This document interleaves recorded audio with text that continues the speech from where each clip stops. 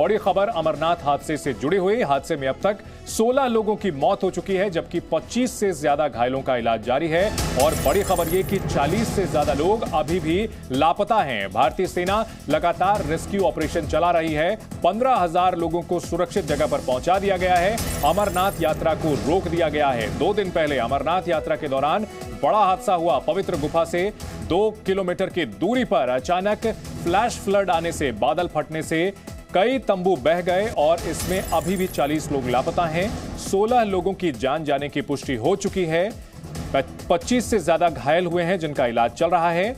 40 से ज्यादा लोग अभी लापता हैं और रेस्क्यू ऑपरेशन में काफी दिक्कत आ रही है। बेहद दुर्गम इलाका है। भारतीय सेना रेस्क्यू ऑपरेशन चला रही है। 15,000 लोगों को सुरक्षित जगह पहुंचा दिया गया है। बड़ी खबर, अमरनाथ यात्रा को भी रोका गया है, लेकिन 40 लोग अभी लापता हैं और उनकी तलाश में लगातार सर्च ऑपरेशन चलाया जा रहा है, रेस्क्यू ऑपरेशन चलाया जा रहा है। उन्हें तलाशने की कोशिश की जा रही है। पहाड़ी इलाकों में मौसम काफी खराब है। अचानक बादल फटने की वजह से कई तंबू जो कि गुफा के बाहर लगे हुए थे वो उसकी चपेट में आ गए। कई लंगर भी भयानक बहाव की चपेट में आ गए। 40 लोग अभी भी लापता हैं जिनकी तलाश की जा रही है। लिद्दार घाटी का यह इलाका है जहां दोनों तरफ बड़ी और खड़ी पहाड़ियां हैं और बीच में जो समतल स्थान है वहां अचानक से पानी का तेज बहाव, बहुत तेज रफ्तार से आता हुआ पानी जिसकी चपेट में कई टेंट्स आ गए। कई लंगर जो वहां चलाए जा रहे थे वो भी आ गए और इसमें 40 लोग अभी लापता हैं।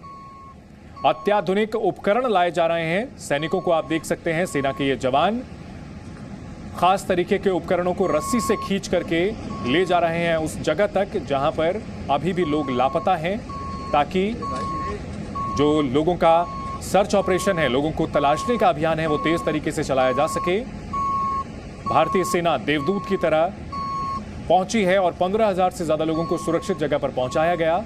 चंद मिनट के अंदर पानी की तेज धारा की चपेट में आकर के दर्जनों लोग बह गए। 40 लोग अभी भी लापता हैं। कई लोगों का रेस्क्यू किया जा चुका है और ये बेहद खास उपकरण जो कि दुर्गम पहाड़ी इलाकों पर ऊपर चढ़ाने का काम सेना के जवान कर रहे हैं। रस्सियों की मदद से इन्हें खींच करके ऊपर ले जाया जा रहा है।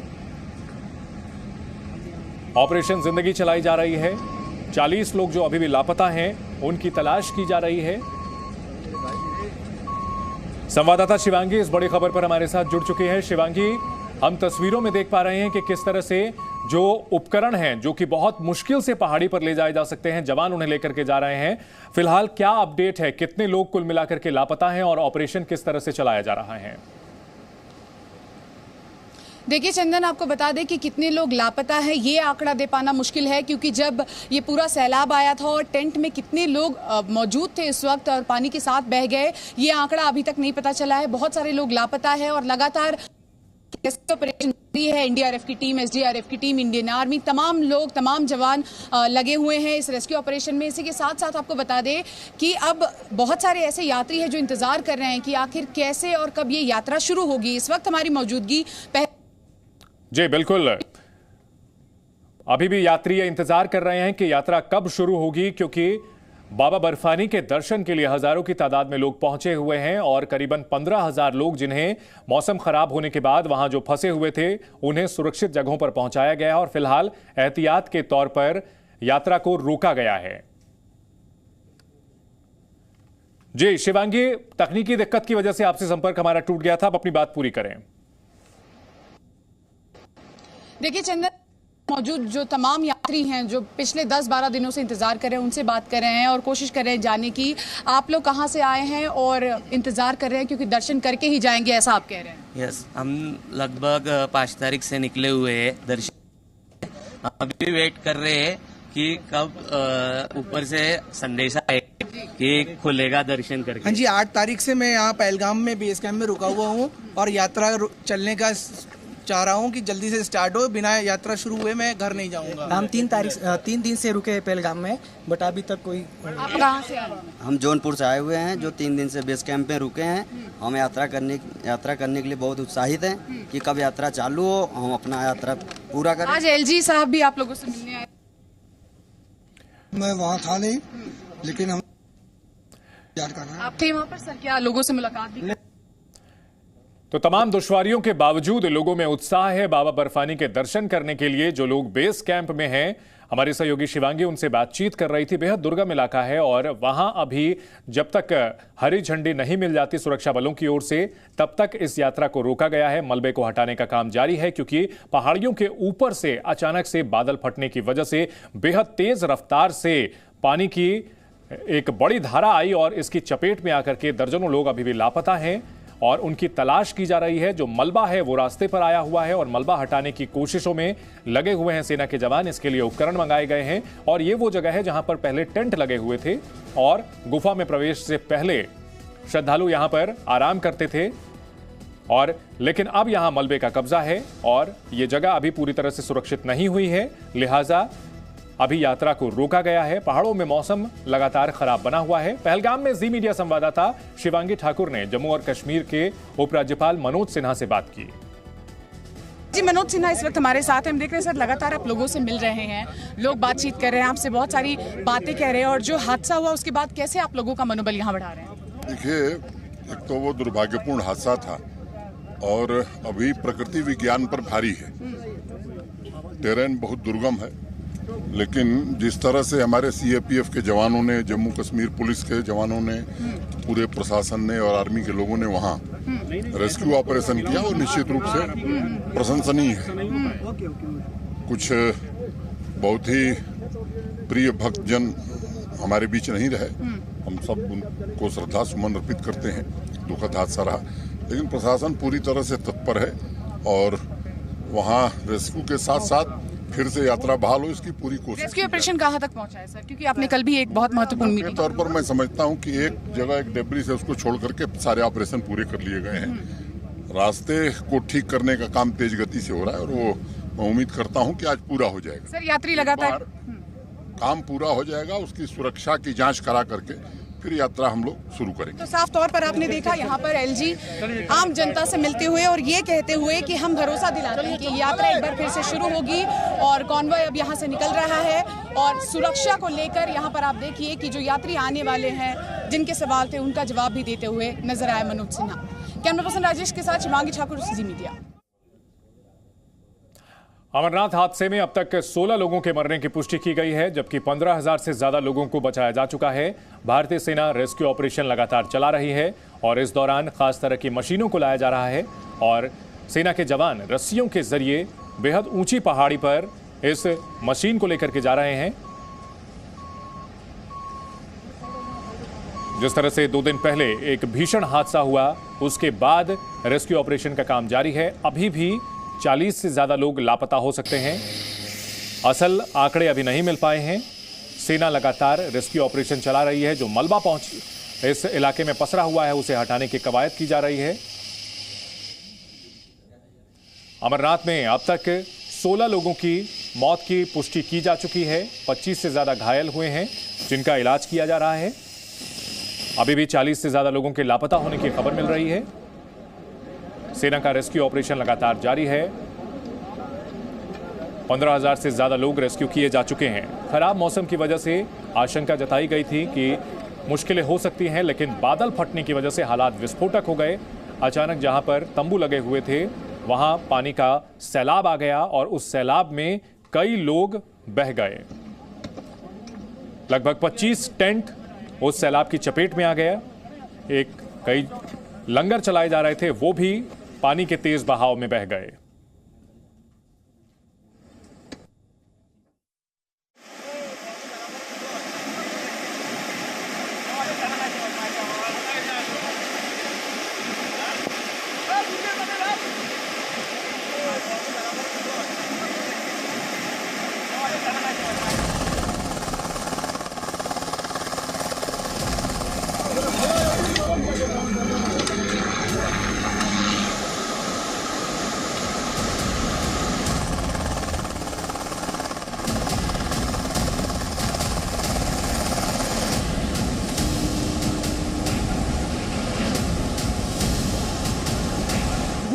फूटे बादल की ऐसी बेलगाम और कातिलाना लहरें शायद ही कभी नजरों के आगे से इस तरह गुजरी हों।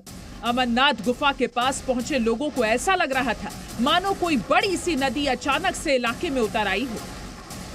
आज बाबा अमरनाथ के दरबार में सैलाब आ गया है। सैलाब से साथ श्रद्धालु भी बाहर हो गए।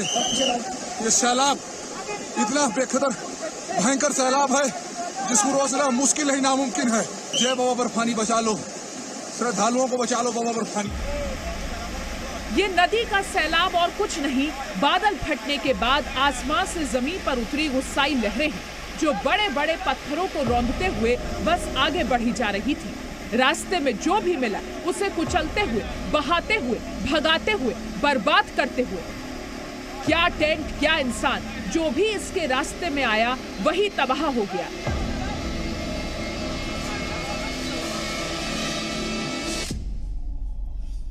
इतनी जल्दी पानी आया ना, हमें किसी को पता नहीं चला कैसे भागना कैसे नहीं। सभी उधर भाग रहे, उधर एक लड़का भाग रहा था 10 साल का, वो भी बेचारा पानी गया, बह गया। जो वहाँ पे छोटे मोटे लंगर थे बीच के अंदर, लंगर और कुछ श्रद्धालु वहाँ पे टेंट लगे हुए थे जो रहने के लिए, वो बहुत जोर में चिल्ला चोट कर रहे थे।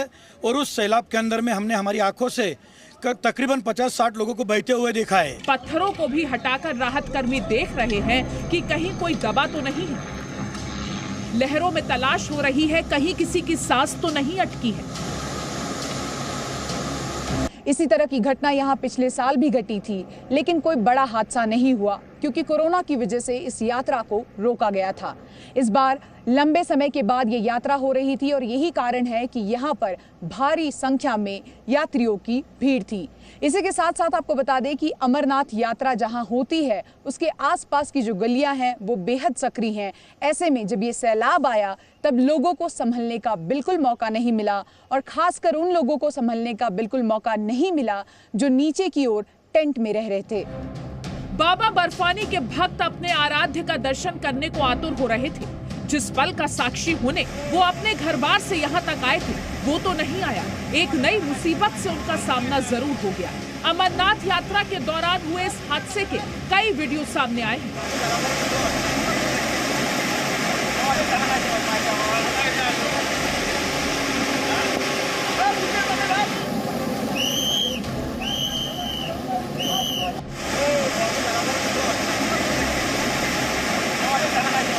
लगातार बारिश के बीच बादल फटने से अचानक सिंध नदी का जलस्तर बढ़ गया। श्रद्धालुओं के कैंप के बीच से सैलाब गुजरा और उसके बाद लोगों में चीख पुकार मच गई। अमरनाथ यात्रा पर कुदरत कहर बनकर टूटी।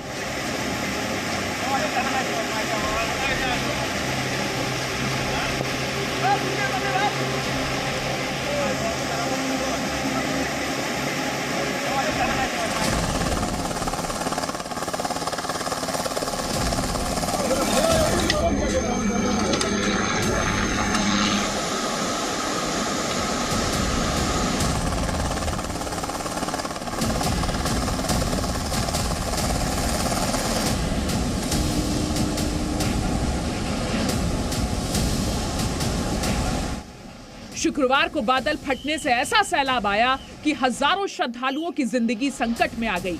हादसे के बाद की तस्वीरें हिला देने वाली हैं। तस्वीरों को देखकर ये समझ में आता है कि मुसीबत कितनी बड़ी और भीषण थी। यात्रियों को सुरक्षित बचाने के अभियान में राहत एजेंसियों ने एड़ी चोटी का जोर लगा दिया है। हेलीकॉप्टर से ली गई इन तस्वीरों को देखिए और समझिए कि लोगों को संभलने तक का मौका क्यों नहीं मिला। अमरनाथ यात्रा का रास्ता कांटों का सफर है। संकरी सड़कें, कहीं बर्फ कहीं खाई। रास्ते का ज्यादातर हिस्सा ऐसा है जहां जरा सी भी लापरवाही मौत के घाट उतार सकती है। बालटाल से आने वाला रास्ता इस पॉइंट पर मिलता है और सकरे से रास्ते पर ट्रैफिक दोगुना हो जाता है। लंबी लंबी कतारों में श्रद्धालुओं को इंतजार करना होता है। सिंधु नदी के किनारे से पहाड़ी से गुजरता हुआ इन रास्तों पर ही सैलाब आया। जिन लोगों की नजर पड़ गई और ऊंचाई पर चले गए वो बच गए। जो लोग टेंट के अंदर थे वो भाग नहीं पाए। रेस्क्यू ऑपरेशन कल शाम से चालू है और दोनों लेवल पर। सबसे पहले बाहर जो लोग इंजर्ड हो गए थे उनको सेफ जगह पर लेकर आना और उसके बाद में उनको इवैक्यूएट करके इस जगह पे लेकर आना, उसके लिए शाम से Indian army, state forces, NDRF, SDRF, सारी एजेंसी लगातार लगे हुए हैं। नॉन स्टॉप रात भर रेस्क्यू ऑपरेशन चला है, अभी भी चालू है। पहाड़ों से बरसा सैलाब आस्था वाली अमरनाथ यात्रा पर कहर बनकर टूट पड़ा, जिसके बाद एनडीआरएफ, एसडीआरएफ, आईटीबीपी, सीआरपीएफ और इसी के साथ साथ स्थानीय पुलिस रेस्क्यू ऑपरेशन में जुट गई।